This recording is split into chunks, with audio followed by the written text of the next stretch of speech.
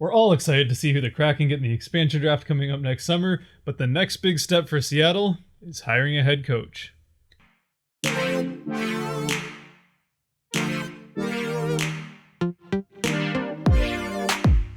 By the way, if you do find yourself enjoying this video at any point and you like to enjoy things, then the subscribe button is still down there and it can help you out with that. Now, before we get to finding Seattle head coach, I'm sure you're wondering, why the Lightning jersey?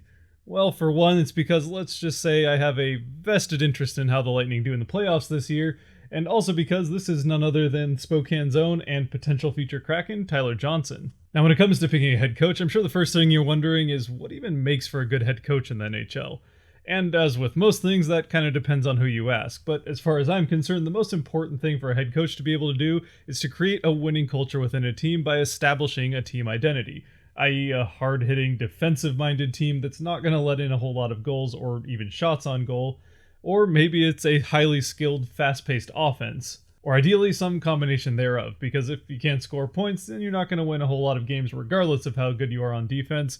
And even if you are really, really good on offense, if you can't play the defensive end, you're not going to get very far. I mean, just look at the Oilers. The best identifier then of a team that has a good head coach is one that's playing well above the level of the sum of its parts. Which isn't to say that great teams don't have great players, but while hockey is very much a sport where elite talent can shine through and will win games, especially in the regular season, it also tends to be one that the teams that are a cohesive unit behind that great talent tend to do the best in the long run and win playoff series. And it's that ability to pull the best complementing skills for the team out of each player, especially the best players, that makes for a good head coach. And obviously there's a lot of importance for a coach to be able to put together a winning strategy, as well as create favorable matchups in game through line changes. But I tend to think that at the NHL level, all of these guys are pretty good at these things, and the talent of the players has as much to do with it as the difference in strategy that coaches have. And while sure there are some coaches that are better than others at that aspect of the job, if you gave me the option between a coach that can put together a good strategy and one that can create a solid identity in a team, I'll take the second one anytime. And as far as where head coaches come from, in the NHL especially, most head coaching hires tend to be guys that have had that job in the NHL before. And while I can't say that I would be surprised if the Kraken decided to go with a first-time NHL head coach, especially given their penchant for doing things differently up until this point already, it's definitely most likely, and in my opinion for the best, that they'll probably end up picking somebody that has head coaching experience in the NHL already. So that's where I'm going to focus. Now, given that Ron Francis is the GM, and he has been a GM before, the obvious first place to look would be to see who he's worked with before in his previous jobs. And since there's only one head coach that he's hired to this point in his career, that would bring up Bill Peters. With 462 points in the 438 games that he's coached, Peters has had a pretty decent career. After coaching in Carolina for 4 years where he was hired by Ron Francis, he moved on to Calgary, where he coached that team to a division win and a 107-point season, the second best in franchise history. Now, of course, that was last year's Flames team, so they did get eliminated in the first round by the Avalanche, but in spite of a very disappointing playoffs, it still was a good season for the Flames. But the reason that he's available in the first place is the very same reason that I don't think it's particularly likely that he ends up in Seattle. And that is because he was fired partway through the 2019-2020 season after allegations of targeting racial slurs at former players. And then some players from Carolina came out and said that while he was there, he had punched and kicked players on the bench. And regardless of how common incidences like this were for him, Seattle has made it very clear to this point through their hirings how much of a progressive and positive atmosphere they're trying to build around the team. Something that this really would not fit the culture of. Another name you might have seen some people bring up is Jim Montgomery, who also had a very strong start to his head coaching career, bringing Dallas to the playoffs last year and had them well on the way to the playoffs this year before he was fired. Again, though, the circumstances around his firing also, I think, make it pretty unlikely that he'll find his way to Seattle, as he was fired under concerns of how much he was drinking and drinking in public around the team. Fortunately for him, it does sound like the firing woke him up and he is on the road to recovery, and whether or not he gets another head coaching job in the NHL will remain to be seen, but it's not going to be in Seattle. Now that brings us to the small handful of head coaches who do have some pretty significant head coaching experience and success in their careers.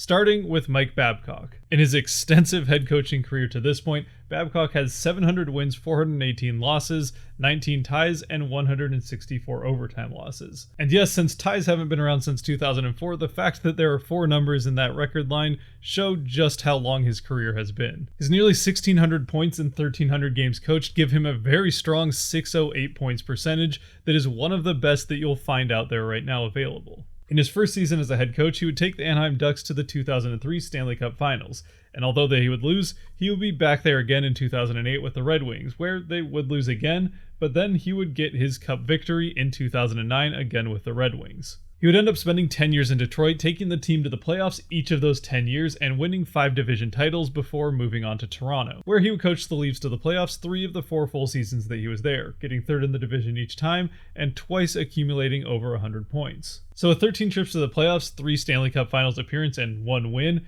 Babcock would certainly seem like one of the front-running options. But honestly, I really hope that they avoid him as the head coach. And once again, for me, this is going to come down to being a bad culture fit. Because while the reason for his firing wasn't necessarily as blatantly obvious and wrong as the other 2 before him, it still is not something that I would want as part of a new team. Creating a good, strong culture is important for any team and is the foundation of establishing a team's identity. But it's especially important for a new team like the Kraken, one that'll be made up of guys coming from all over the league, most of whom will have never even played with each other before. So although when Babcock was fired for the first time in his career by the Maple Leafs in the middle of the 2019-2020 season, the team did state that it was due to the sputtering start that the very talented team had gotten off to. It is concerning when, after the fact, it became immediately obvious that there was a lot more to the story and that it had just as much to do with the toxic work environment that he seemed to have created.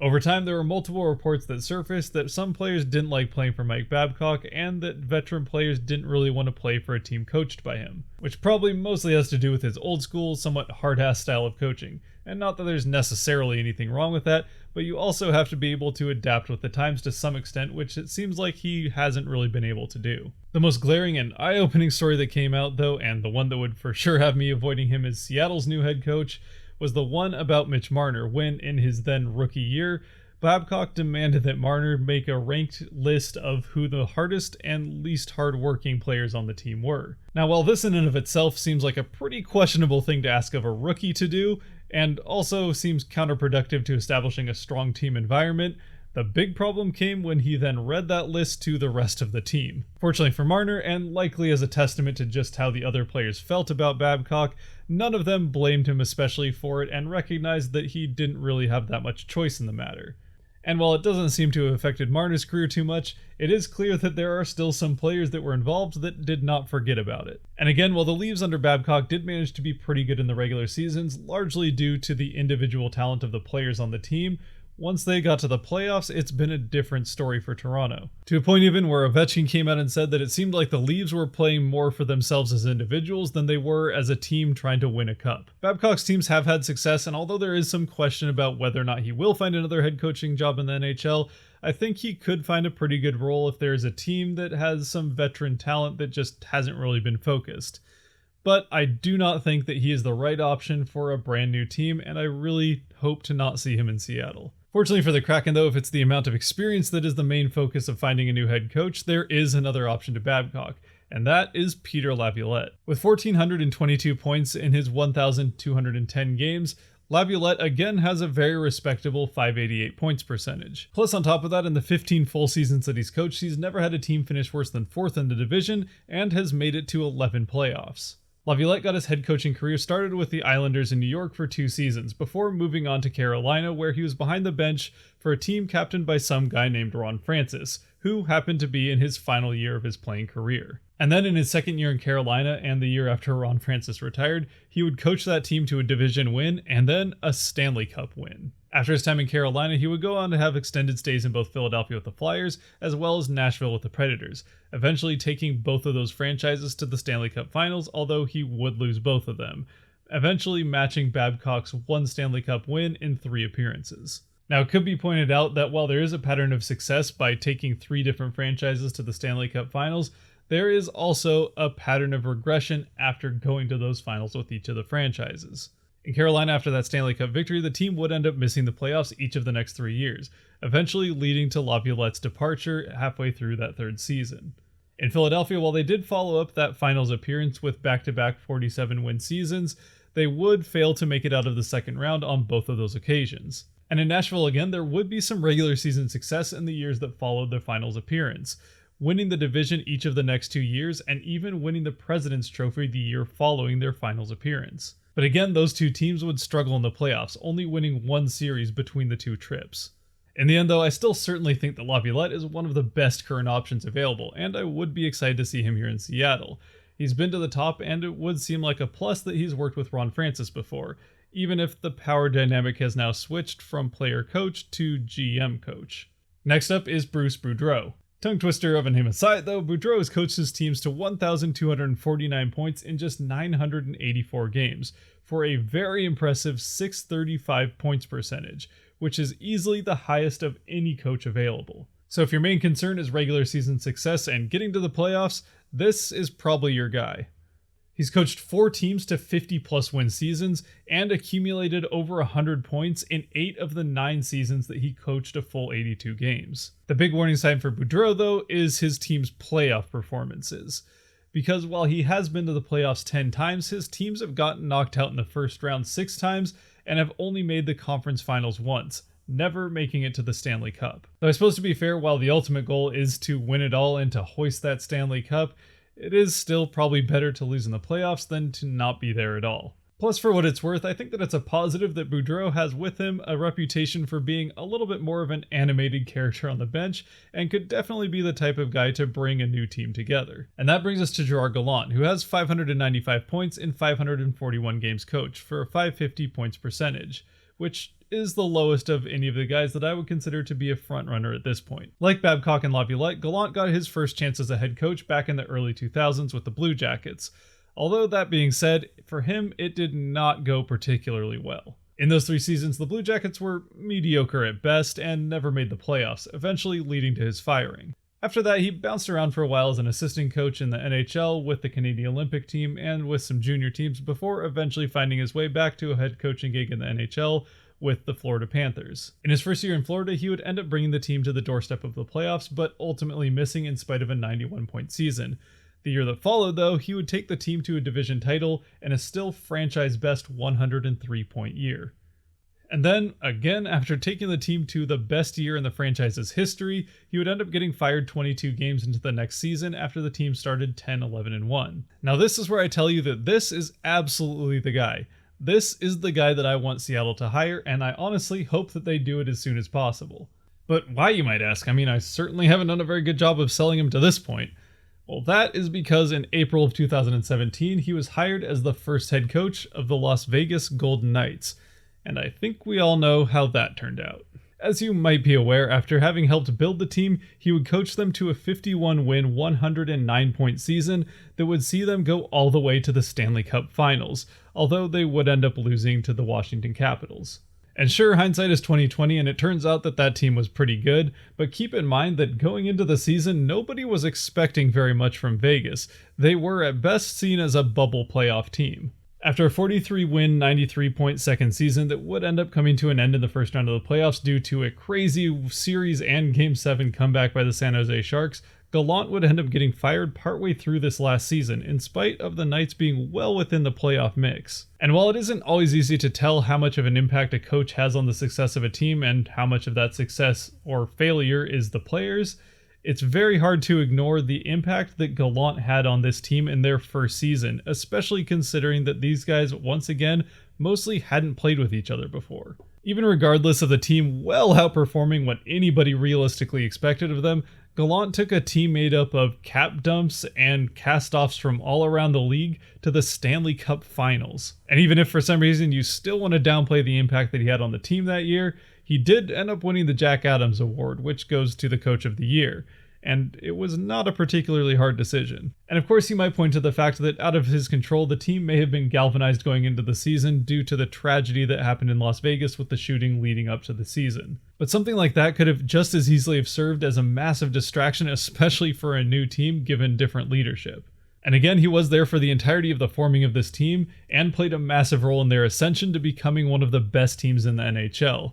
Plus, on top of that, he is the only man available who has the experience of being around an expansion team, much less a successful expansion team. It's hard to tell what earned him the boot in Florida, especially considering the success that he brought him and the fact that the team hasn't been to the playoffs since he left, but it's even harder to tell what got him kicked out of Las Vegas, especially considering the unprecedented success that the team had under his coaching. So unless there's some other major circumstances from behind closed doors that nobody's been telling us as to why those firings happened, I see no reason why Gallant wouldn't be Seattle's first call when it comes to hiring a new head coach. At this point, Vegas is still alive in the playoffs and the conference finals under Peter DeBoer, so it doesn't seem like they've necessarily missed a step without Gallant.